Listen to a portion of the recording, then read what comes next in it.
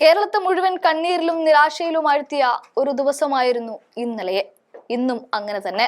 മൂന്നാമതും ഭരണത്തിലേറാൻ കോപ്പുകൂട്ടുന്ന പിണറായി സർക്കാരിന്റെ അനാസ്ഥ ഒന്നുകൊണ്ടു മാത്രം ഇന്നലെ ഒരു സ്ത്രീ മരണത്തിന് ഇരയാവേണ്ടി വരുമ്പോൾ ജനം തെരുവിലേക്ക് ഇറങ്ങുന്ന കാഴ്ചയാണ് കാണാൻ സാധിച്ചത്. കേരളം ആരോഗ്യരംഗത്ത് നമ്പർ 1 എന്ന് പറയുന്നവർക്ക് മുന്നിൽ ഒരു സ്ത്രീ ചേതനയേറ്റ് കിടക്കുകയാണ്. കൃത്യമായി കാര്യങ്ങൾ നീക്കിയിരുന്നുവെങ്കിൽ ഇന്നലെ നടന്ന ആ മരണമെങ്കിലും ഒഴിവാക്കാമായിരുന്നു.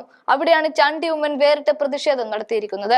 കേരളത്തെ കാത്ത ഒരു മുഖ്യമന്ത്രിയുടെ മകൻ ഇന്ന് കേരളം ഭരിക്കുന്ന മുഖ്യമന്ത്രിയെ കാണണമെന്ന് ആവശ്യപ്പെടുകയാണ്. അതും തികച്ചും വേറിട്ടൊരു മാർഗത്തിലൂടെ. തുടർന്ന് ചില കാര്യങ്ങൾ കൂടി ചാണ്ടി ഉമ്മൻ ആവശ്യപ്പെടുന്നുണ്ട്.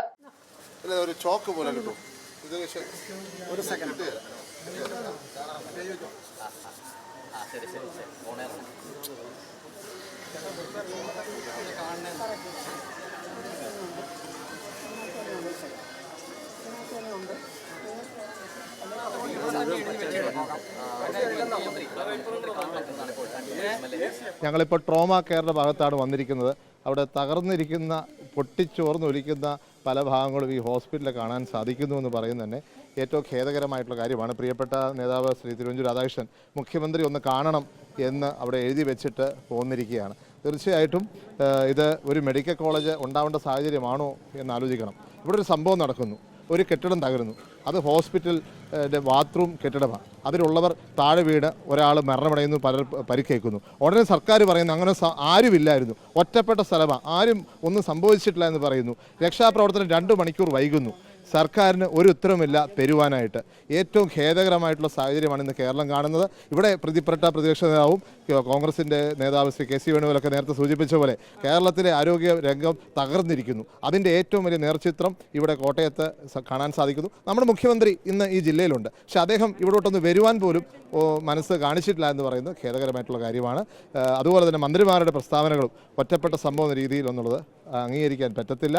ICU ഉള്ള സ്ഥലത്താണ് ഞങ്ങളുള്ളത്. ഞാനിവിടെ സൂചിപ്പിച്ച പോലെ അതിൻ്റെ സാഹചര്യം എന്താണ്? തൊട്ടപ്പുറത്ത് മെൻസ് ഹോസ്റ്റലാണ്, അതും തകർന്നു കിടക്കുക എന്നാണ് ഞാൻ മനസ്സിലാക്കുന്നത്. അടിയന്തരമായി സർക്കാർ ഇടപെടണം. തൊട്ടപ്പുറത്ത് ഈ കെട്ടിടം ആർക്ക് വേണ്ടിയാണ് കാത്തിരിക്കുന്നത് എനിക്കറിയില്ല. തൊട്ടപ്പുറത്ത് കെട്ടിടമുണ്ട്. ആ കെട്ടിടം ഉദ്ഘാടനം ചെയ്യാൻ എന്താണ് താമസമെന്ന് അറിയില്ല. അതിൻ്റെ എല്ലാ പണി പൂർത്തിയായെന്ന് മനസ്സിലാക്കുന്നു. തെരഞ്ഞെടുപ്പിന് വേണ്ടി കാക്കരുത്. ഞങ്ങൾ വേണമെങ്കിൽ തെരഞ്ഞെടുപ്പിന് മുമ്പ് തന്നെ ആൾക്കാരെ പ്രവേശിപ്പിക്കുക. സർക്കാരിനോട് എനിക്കതേ പറയുള്ളൂ. തെരഞ്ഞെടുപ്പ് മുമ്പ് ആൾക്കാരെ പ്രവേശിപ്പിക്കുക, തെരഞ്ഞെടുപ്പ് സമയത്ത് ഉദ്ഘാടനം ചെയ്തോളൂ, ഒരു പ്രശ്നമില്ല. പക്ഷേ ഇപ്പോഴെങ്കിലും ആൾക്കാരെ പ്രവേശിപ്പിക്കാനുള്ള സംവിധാനം ഒരുക്കണം. ഡിസ്ചാർജ് ചെയ്യരുത്. ഇപ്പോൾ ഈ ട്രോമാസ് ഈ സെൻറ്ററിലുണ്ടായിരുന്ന എല്ലാവരും ഡിസ്ചാർജ് ചെയ്യുക. തീർച്ചയായിട്ടും അങ്ങനെ ഒരു സാഹചര്യമുണ്ട്. 2 മണിക്കൂർ വൈകി തുടങ്ങുന്നു. അതിനുശേഷം 1 മണിയോട് അടുപ്പിച്ചെന്നാണ് എൻ്റെ വിശ്വാസം. സമയം എനിക്കറിയില്ല. ആ സമയത്തോടനുസരിച്ചാണ് ബോഡി കിട്ടുന്നത്. എത്ര സമയം വൈകി? ഒപ്പം ഇവിടെ 7 മീറ്റർ റോഡ് ഉണ്ടാവണം. എന്ത് ചെയ്ത് ഇത് പൊളിച്ചിട്ടാണ് അകത്തോട്ട് ഇത് കയറ്റിയത്. ഇപ്പോൾ കേരള ബിൽഡിംഗ് റൂൾസിൻ്റെ എല്ലാം വയലേഷൻ. അങ്ങനെയുള്ള സാഹചര്യത്തിലാണ് കേരളം വളരെ ആശങ്കയോടെ ഈ സാഹചര്യം കാണുന്നത്. ഇത് കോട്ടയത്തിൻ്റെ മാത്രം പ്രശ്നമല്ല, കേരളത്തിൻ്റെ മുഴുവൻ പ്രശ്നമാണ്. അടിയന്തരമായ നടപടി സർക്കാർ എടുത്തേ തീരത്തുള്ളൂ. ഇവിടെ യു ഡി എഫിൻ്റെ മുഴുവൻ സംഘവുമുണ്ട്. പ്രിയപ്പെട്ട നേതാവ് Shri Thiruvanchoor Radhakrishnan sir, Francis George MP, Mani C Kappan MLA, അതുപോലെ മോൻസ് ജോർജ് വന്നുപോയി. അതുപോലെ തന്നെ എല്ലാ നേതാക്കന്മാർ, മുസ്ലിം ലീഗ് നേതാക്കന്മാർ എല്ലാവരും വന്ന് ആവശ്യപ്പെട്ടു. പ്രിയപ്പെട്ട തിരുവഞ്ചൂർ സാറിൻ്റെ നേതൃത്വത്തിൽ ആവശ്യപ്പെട്ടേക്ക് ജുഡീഷ്യൽ അന്വേഷണമാണ്. ഈ മരണത്തിൻ്റെ സാഹചര്യവും ഈ ഹോസ്പിറ്റലിൻ്റെ സാഹചര്യവും ഇവിടെ HDC കൂടാത്ത സാഹചര്യവും ആരെങ്കിലും വ്യക്തിപരമായ ഒരു പ്രോപ്പർട്ടി അല്ല, ഇത് ജനങ്ങളുടെ പ്രോപ്പർട്ടിയാണ്. അത് ഇങ്ങനെ ആയ സ്ഥിതിയെക്കുറിച്ച് അന്വേഷണം നടത്തണം. അത് ജുഡീഷ്യൽ അന്വേഷണം തന്നെയാണ് അദ്ദേഹം ആവശ്യപ്പെട്ടിരിക്കുന്നത്.